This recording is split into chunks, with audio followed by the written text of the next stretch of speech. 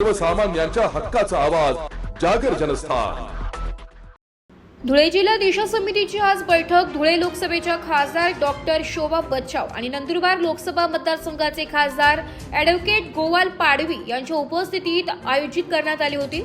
जवळपास 4 ते 5 महिन्यानंतर ही बैठक आयोजित करण्यात आली होती। मात्र या बैठकीला धुळे जिल्हाधिकारी भाग्यश्री विस्पुते यांच्यासह विविध विभागांच्या अधिकाऱ्यांनी दांडी मारल्याने बैठकीच्या सुरुवातीलाच खासदार शोभा बच्छाव आणि खासदार ॲडव्होकेट गोवाल पाडवी यांनी नाराजी व्यक्त केली आहे। दिशा समिती हे केंद्रीय योजना विविध प्रकल्प या संदर्भात आयोजित केली जाते। इतक्या महत्त्वाच्या बैठकीला संबंधित विभागाच्या अधिकाऱ्यांमध्ये मोठ्या प्रमाणात उदासीनता आहे। त्यामुळे धुळे लोकसभेच्या खासदार डॉक्टर शोभा बच्छाव यांनी नाराजी व्यक्त करीत या संदर्भात आपण लोकसभा अध्यक्ष यांच्याकडे या संदर्भात तक्रार करणार असल्याची देखील त्यांनी माहिती या बैठकीत दिली।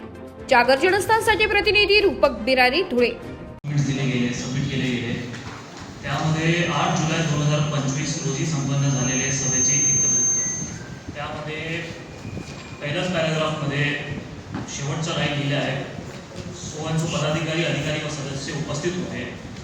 त्यामध्ये सदस्य सचिव कलेक्टर मॅडम आहे, जिल्हाधिकारी मॅडम आहे, त्यांचे नाव 3ऱ्या नंबरवर आहे। जुलैची मीटिंगमध्ये मी स्वतः हजर होतो, अध्यक्ष मॅडमही होते, मला वाटतं कलेक्टर मॅडम होती। तर ते जे इतिवृत्तेमध्ये जे आलं आहे त्याची दुरुस्ती करायला पाहिजे। आणि आजही मी रेकॉर्डवर सांगतो की आज 23 जानेवारी 2026ला आम्ही दिशा समितीची बैठक घेतो आहे। त्यामध्ये सुद्धा मेंबर सेक्रेटरी जे कलेक्टर मॅडम असतात, जिल्हाधिकारी, तेही गैरहजर आहे। मला वाटतं काय त्यांनी हे घेतलं असेल का, काय दिलं असेल, अर्ज दिला असेल की त्यांना रजेवर जायचं होतं असं काय। तर ॲज पर गाईडलाईन 2022 प्रमाणे मेंबर सेक्रेटरी कलेक्टर असतात, जिल्हाधिकारी असतात, त्यांनी हजर राहायला पाहिजे असतं। पण एक्स्ट्राऑर्डिनरी सर्कमस्टॅन्सेसमध्ये ते सीओना, जिल्हा परिषद सीओने हँडओव्हर करू शकतात। पण असं काय रेकॉर्डवर आलं की त्याची थोडी स्पष्टीकरण दिलं तर बरं होऊन जाईल अध्यक्ष आणि अध्यक्ष मॅडमला मलाही।